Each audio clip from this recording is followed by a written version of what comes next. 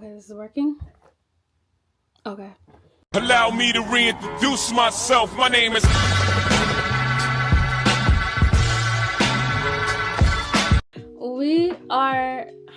We're rebranding. We're back, but we're rebranded. This is the re-up. Better camera, better content, better quality. So we're here starting new, and I feel like I needed to kind of reintroduce myself too, and just kind of explain like why I be taking hiatuses and why I don't be dropping music as often or as much as I should, even though I be writing for real. I just don't drop. These last few years have been a lot of self-discovery, a lot of experiencing and living and gathering up all of those to speak my truth, say my truth, write my truth, sing my truth, and also developing myself as an artist, my image, my sound, and everything. So I wanted to reintroduce Lisa Jaylene. And sorry if you see me kind of like looking up here because I'm reading from what I wrote, because I have a lot of thoughts and I write everything down. Just act like we're right here. But before, let me show you the fit. I hurt my knee, y'all. Fit check. Feel me? I understand when ballers say when they tear their ACL that they ruin their basketball career, because I get it. And I'm a dancer, so this hurts like hell. Like, knees take forever to heal. Anyway, besides the point. The rebrand.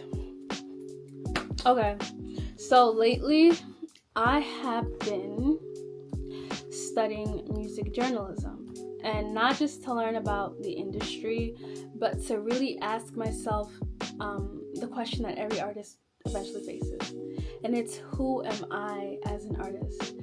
And I really took, especially these last 2 years, 2023 and 2024, to kind of discover that. I was in Atlanta and I was vlogging myself, but I have this one vlog where I'm just talking about how I discovered who I was and what I do and what my gift is. I'm gonna put that in here.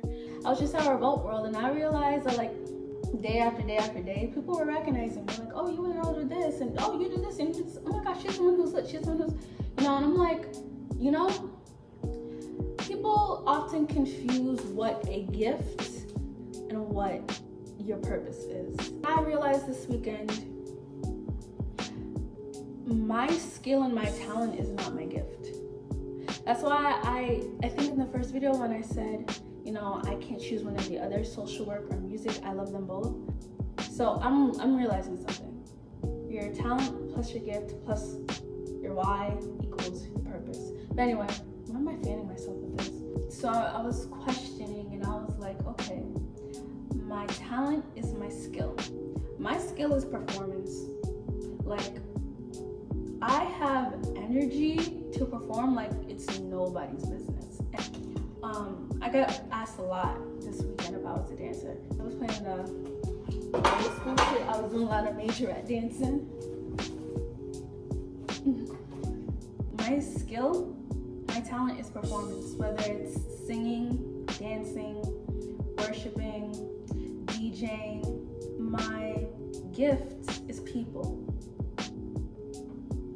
My gift is definitely people, because I can literally, first of all, I came here alone. I made friends with like all the staff over there.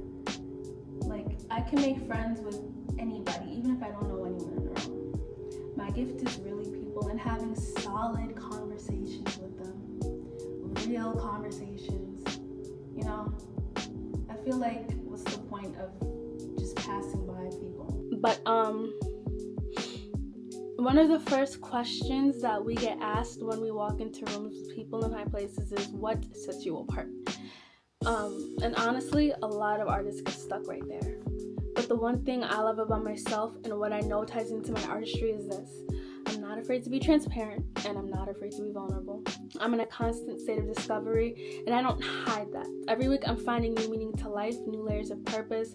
I think deeply, sometimes too deeply, but I love that about myself. And I'm philosophical, emotionally raw, and spiritually grounded all at once. And I express that in my music. Like, Without You, that was me in the thick of an identity crisis after my father passed, because my whole life changed And after what you're so familiar with leaves, it's like, who am I? Like, what am I? Guide Me, that's unreleased, but that's on SoundCloud, captured the moment I had a panic attack mid-prayer, and it was about the disconnect between eternal divine love and fleeting human love. Big deal. That was me ranting in rhythm, because when I'm mad, I ramble, and since I'm not really an angry person, when I do get mad, it comes out in a rap. Like, I will be rapping straight through. But I love that I can talk about my mistakes without shame. I love that I can make fun of myself, because I've grown up to know that a joke doesn't define me. And growing up with my parents, you had to have tough skin, because they would just flame you up. And I learned how to laugh at myself early, okay? So that joy, it became part of who I am. And I'm joyful at my core. I'm not afraid of my feelings, and I realized that my music reflects that duality. I used to pray for answers, and now I pray to be the answer. And in that shift, I started finding myself. There was a time where I wrestled with my image, because how do you express being both fun and philosophical and vibrant but vulnerable and goofy but grounded and faithful and raw? And then my sister, this is what changed everything for me. My sister told me, you were made in the image of God, so let that be the image that represents you. And she was right. Because most of my songs are rooted in my prayers, my real personal conversations with God. So I'm not chasing a message, I'm living in it. And my music speaks to the loners who are looking for peace of mind, or the anxious looking for peace of mind, the rejects looking for acceptance, the underdogs wondering when it'll be their turn. Did I say underdogs?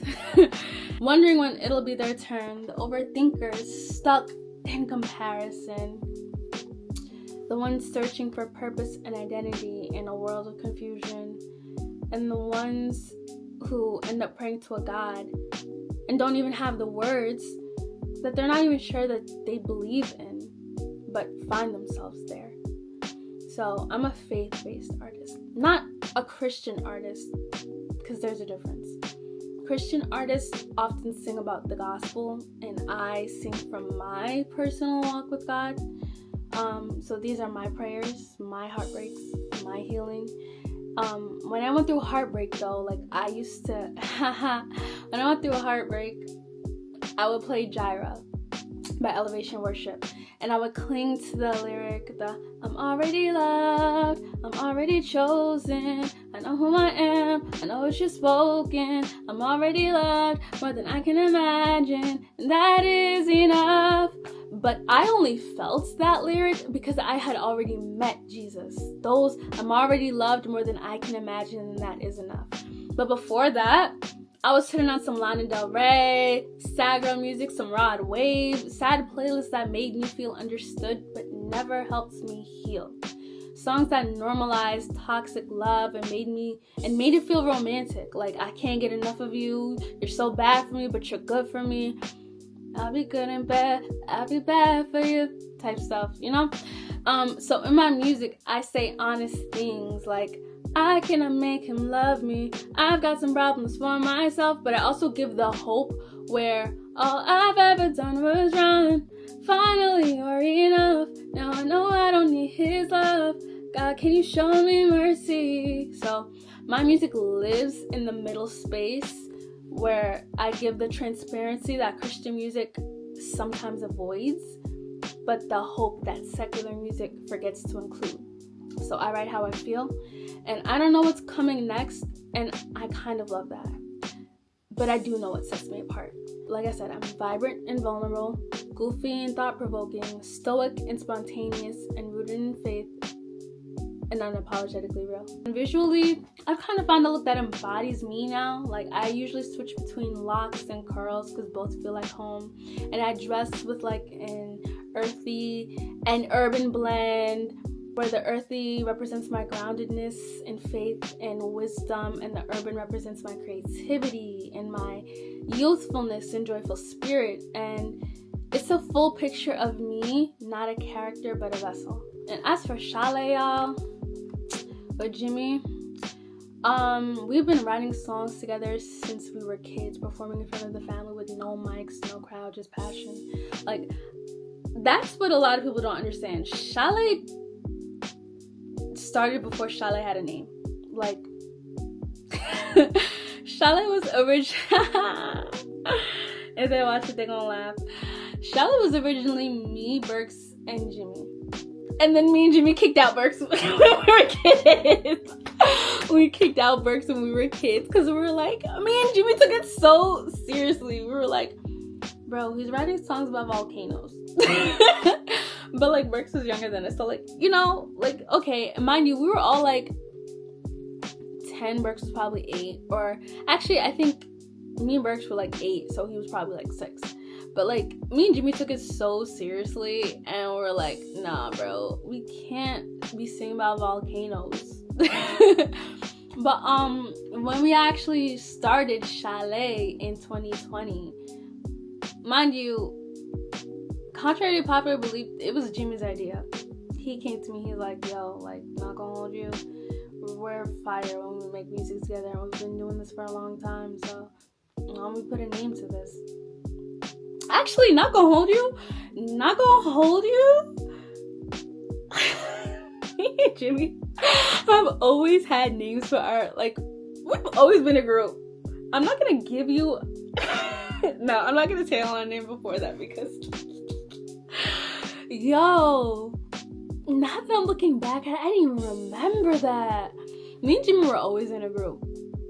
It was just Chalet. We came out and we're like, okay, this is gonna be the official name. Or he came up with the name.